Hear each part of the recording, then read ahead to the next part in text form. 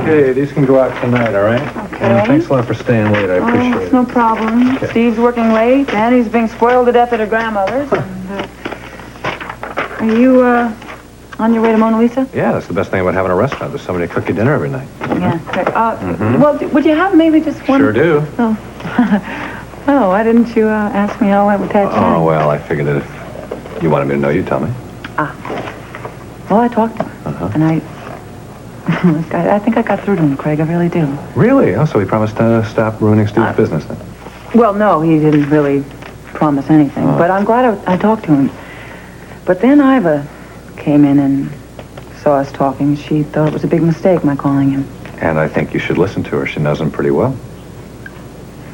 But what am I supposed to do?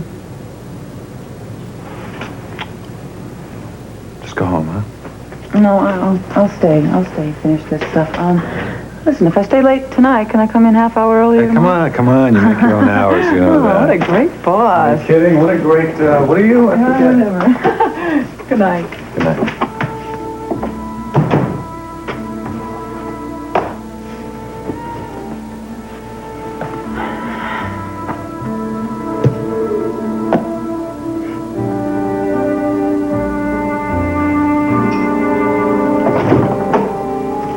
Mrs. Andropoulos? Well, I'm glad, and I'm glad that you're spending the night in Boulder. I'll be thinking about you tomorrow. I miss you, too. Well, listen, give my love to Franny and Tom, and I love you. Good night. How is she? Well, I had a good trip, but she sounds tense. Well, knowing she has to go back to that awful place tomorrow. I wish she didn't have to go back. Oh, I'm sure Tom would never have taken them out there if it hadn't been absolutely necessary. Well, I know that, Mom. I just hope that they can find out whatever the discrepancies are between their stories and the DA's version. I'll get that. Dr. Peretti, he's in the den if you think it's absolutely necessary to talk to him. Yes, I think I'm going to talk to him now. Thank you. Doctor. Hi, Doc.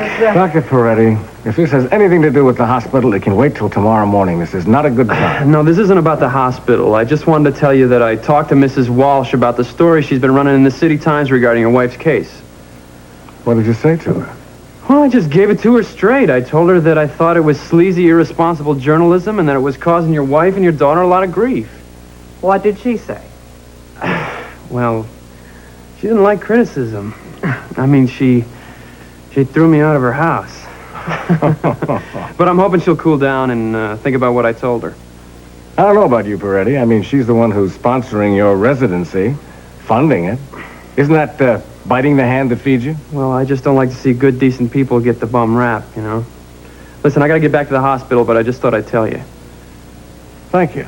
How's Mrs. Hughes and Franny? You heard from them? I just talked to my wife on the phone. They're in Boulder tonight, and tomorrow they'll be going to where they were both held. Doesn't sound like any picnic. I hope they find what they're looking for.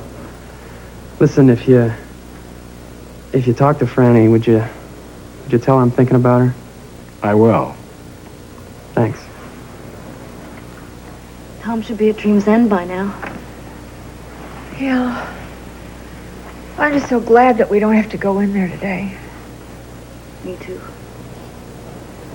Well, I think I'll take a shower. What do you say we order something from room service? Oh, that's a really good idea. I'm awfully tired. I think I'd kind of like to turn in early and get some rest before tomorrow. It'll be okay tomorrow. And we'll help each other through it.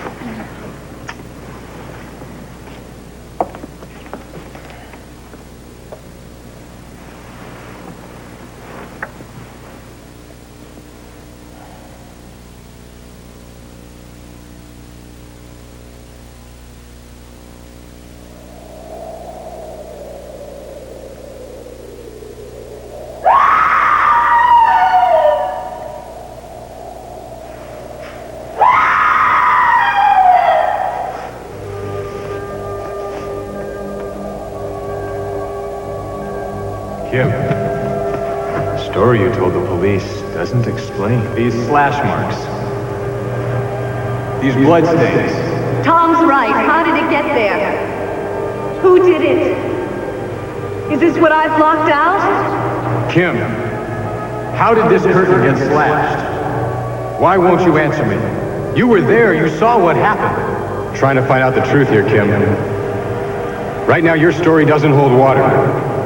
Hobson's going to use this against you in court, and if we don't find a way to explain this to the jury, they're going to think you're deliberately lying. Tommy, I'm trying. There's something you haven't told me, isn't there, Kim? Why? Why, Kim? He's trying to defend you against a murder charge. If you're convicted, you could go to prison. How can you withhold information from me when you know what we're up against? Answer him, Kim, please. Just answer him, please. Please, answer him. Answer him. Answer him.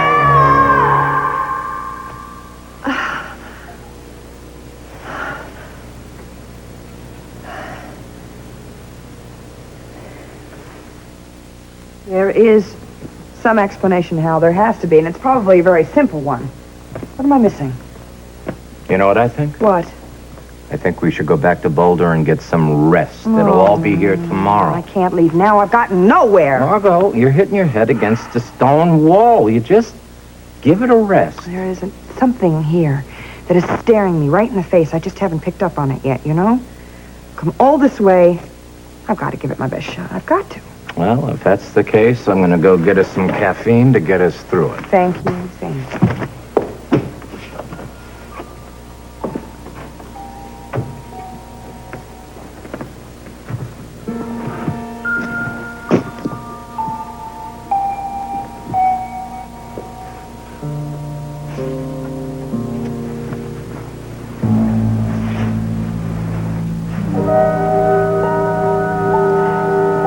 Well, nobody told me anything about it. All your papers are in order, so I guess it's all right. Great, thanks.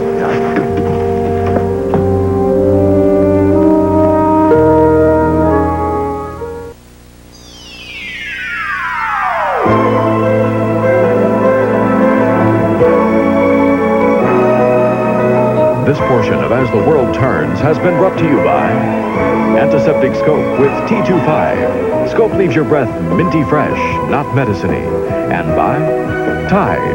On tough dirt, Tide won't quit till your clothes are clean. Stay tuned for Capital. Next on most of these CBS stations.